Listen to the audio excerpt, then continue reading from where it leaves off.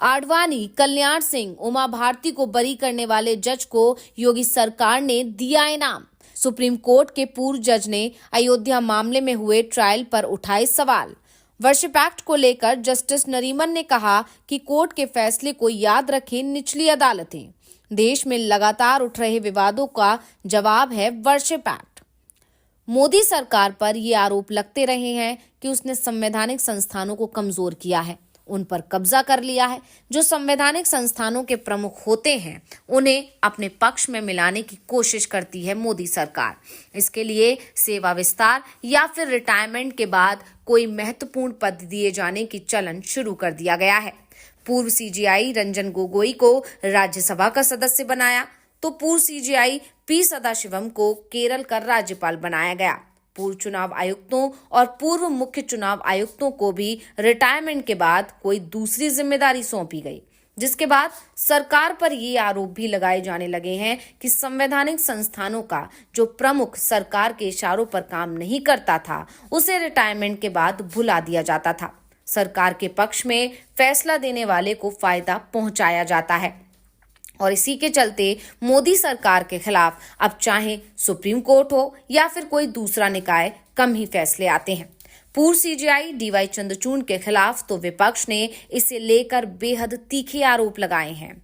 यहां तक कह दिया है कि पूर्व जस्टिस चंद्रचूड़ से जो उम्मीदें थी वो उन उम्मीदों पर खरे नहीं उतरे हैं। और अब सुप्रीम कोर्ट के पूर्व जस्टिस रोहिंटन नरीमन ने कई बड़े खुलासे कर दिए हैं और बताया है कि अयोध्या से जुड़े मामले में किस तरह से केस को प्रभावित करने की कोशिश की गई। और आज हम इसी मुद्दे पर अपनी इस वीडियो में करने जा रहे हैं बात, तो वीडियो को आखिर तक जरूर देखें। 6 दिसंबर 1992 को बाबरी ढांचा विध्वंस कर दिया गया था। इस मामले में बीजेपी के नेता लालकृष्ण आडवाणी, पूर्व सीएम कल्याण सिंह सहित पार्टी के कई दिग्गज नेताओं और हिंदू संगठन से जुड़े कई लोगों के खिलाफ मुकदमा दर्ज किया गया था और इसी मुकदमे को लेकर जस्टिस नरीमन ने कई बड़े खुलासे किए हैं। नरीमन ने बाबरी ढांचा गिराने के आरोप में चले ट्रायल पर सवाल उठा दिए हैं। कहा कि इस मामले में ट्रायल की प्रक्रिया इतनी धीमी थी कि अगर सुप्रीम कोर्ट दखल नहीं देता तो आज भी सीबीआई की विशेष अदालत फैसला नहीं सुना पाती। पूर्व जस्टिस रोहिंटन नरीमन ने आगे कहा कि मैंने सुप्रीम कोर्ट के जज के तौर पर ट्रायल को दोबारा शुरू करने का आदेश दिया था और उससे पहले 25 साल तक कुछ नहीं हो सका। यानी जो घटना 1992 में हुई उस पर 2017 तक कोई भी कार्रवाई नहीं हुई। एफआईआर तो दर्ज हो गई लेकिन इसके बाद कोई कार्रवाई नहीं हुई। जस्टिस नरीमन ने आगे कहा कि बाबरी गिराए जाने के बाद जो एफआईआर हुई थी, जिसमें एक एफआईआर कार सेवकों पर थी जिसमें कहा गया था कि कार सेवकों ने बाबरी को गिराया है और दूसरी एफआईआर 198 के तहत बीजेपी के सीनियर नेता लालकृष्ण आडवाणी समेत अन्य लोगों पर थी। इन लोगों पर आरोप था कि इन्होंने कार सेवकों को ऐसा करने के लिए उकसाया था। एफआईआर दर्ज होने के बाद इसे ठंडे बस्ते में डाल दिया गया। ये मामला मेरे सामने 2017 में आया था। इस पर मैंने संविधान के आर्टिकल 142 के तहत सुप्रीम कोर्ट को मिले अधिकार का इस्तेमाल करते हुए दोबारा ट्रायल चलाने का आदेश दिया। जस्टिस नरीमन ने आगे कहा कि संयोग से ये केस मेरे सामने 2017 में आया। मैं जस्टिस पिनाकी चंद्र बोस के साथ बैठा हुआ था और मैंने इस बात पर हैरानी भी जताई कि आखिर कैसे 2 एफआईआर दर्ज होने के बाद भी कुछ नहीं हुआ। मेरे आदेश के बाद 2 एफआईआर का मुकदमा अलग अलग चला। केस की सुनवाई अलग अलग जगह पर होने से साजिश होने वाली बात ही तब गई।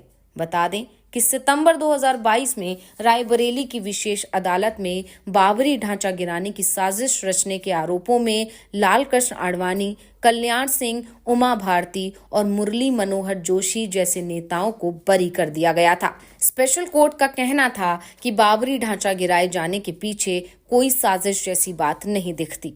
जज का कहना था कि ऐसा कोई सबूत नहीं दिखता जिससे साबित हो कि इन नेताओं ने ढांचे को गिराने की साजिश रची थी।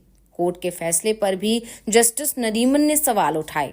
उन्होंने कहा कि सीबीआई के स्पेशल जज सुरेंद्र यादव के रिटायरमेंट को लेकर सुप्रीम कोर्ट ने एक आदेश पारित किया था जिसमें कहा गया था कि वो तभी रिटायरमेंट ले पाएंगे जब इस मामले में वो फैसला सुनाएंगे। सीबीआई कोर्ट के जज का कार्यकाल तक बढ़ा दिया गया था। ये भी आदेश दिया गया था कि उन्हें कोई दूसरा केस नहीं दिया जाएगा, सिर्फ अयोध्या वाले केस में सुनवाई करेंगे और फैसला करेंगे। उनसे डेली सुनवाई को भी कहा गया था। सुप्रीम कोर्ट की सख्ती के चलते ही फैसला आ पाया था और अंत में पता चला कि उन्होंने सभी आरोपियों को बरी कर दिया। सीबीआई जज ने 3.5 साल तक दलीलों को सुना और फिर फैसले पर पहुंचे। वैसे केस इतना लंबा चल गया था तो सबूतों से छेड़खानी भी हो सकती है। इतना ही नहीं, केस के ट्रायल की सुनवाई करने वाले और सभी आरोपियों को बरी करने वाले सीबीआई के स्पेशल जज सुरेंद्र यादव को बाद में यूपी की योगी सरकार ने उप लोकायुक्त बना दिया। ऐसा उनके रिटायरमेंट के बाद हुआ, जो नहीं होना चाहिए था, क्योंकि इसका सही मैसेज नहीं गया। इसके अलावा जस्टिस नरीमन ने सुप्रीम कोर्ट के अयोध्या पर दिए गए फैसले के एक हिस्से की तारीफ भी की है। उन्होंने कहा कि अयोध्या मामले में सुप्रीम कोर्ट के फैसले के 5 पेज उम्मीद जगाने वाले थे। इन 5 पेजों में 1991 के पूजा स्थल अधिनियम यानी प्लेसेस ऑफ वर्शिप एक्ट की पुष्टि की गई थी। संविधान पीठ के इस फैसले के वो 5 पेज देश भर में चल रहे उन मुकदमों का जवाब हैं जिनमें मंदिरों के ऊपर कथित रूप से बनाई गई मस्जिदों के सर्वे की मांग की गई है। जस्टिस नरीमन ने कहा कि संविधान पीठ ने फैसले में पूजा स्थल अधिनियम के बारे में लिखा है कि ये धर्मनिरपेक्षता के लिए सही है, जो कि संविधान के मूल ढांचे का हिस्सा है। आप पीछे नहीं देख सकते, आपको आगे देखना होगा। इन पेजों को देश के प्रत्येक जिला न्यायालय और उच्च न्यायालय में पढ़ा जाना चाहिए ताकि विभिन्न धार्मिक संरचनाओं के खिलाफ होने वाले इस तरह के दावों को रोका जा सके। जस्टिस नरीमन ने आगे कहा कि 2019 के बाद विशेष रूप से उत्तर भारत में दीवानी अदालतों में कई मामले दायर किए गए हैं, जिनमें मस्जिद बनाने के लिए इतिहास में कथित तौर पर नष्ट किए गए मंदिरों की पुनर्स्थापना की मांग की गई है।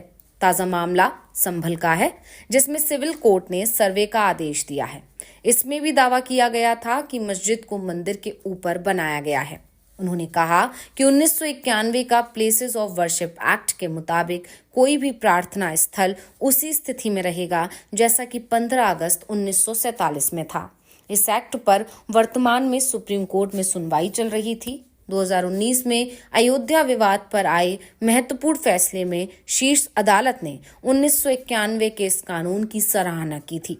अपने फैसले में सुप्रीम कोर्ट की संवैधानिक पीठ ने कहा था कि प्लेसेस ऑफ वर्शिप एक्ट प्रत्येक धार्मिक समुदाय को ये विश्वास दिलाकर संवैधानिक आधार प्रदान करता है कि 15 अगस्त 1947 को जो पूजा स्थल जिस रूप में था उसमें कोई बदलाव नहीं किया जाएगा। ये कानून सभी धर्मों की समानता और धर्मनिरपेक्षता को बनाए रखने के दायित्व को पूरा करता है, जो संविधान की मूल विशेषताओं का हिस्सा है। सुप्रीम कोर्ट ने अपने फैसले में ये भी कहा है कि प्लेसेस ऑफ वर्शिप एक्ट भारतीय संविधान के तहत धर्मनिरपेक्षता के प्रति हमारी प्रतिबद्धता को लागू करने की दिशा में एक दायित्व है। इसलिए ये कानून भारतीय राजनीति की धर्मनिरपेक्ष विशेषताओं की रक्षा के लिए बनाया गया एक विधायी साधन है। जस्टिस नरीमन ने फैसले के इस पहलू की सराहना की है। उन्होंने कहा कि आज पूरे देश में हाइड्रा हेड्स उभर रहे हैं, हर जगह मुकदमे दायर हो रहे हैं। सिर्फ मस्जिद ही नहीं, दरगाहों पर भी दावे किए जा रहे हैं। इन सब को रोकने के लिए सभी हाइड्रा हेड्स को नष्ट करने का एकमात्र तरीका अयोध्या फैसले के 5 पेजों को लागू करना है।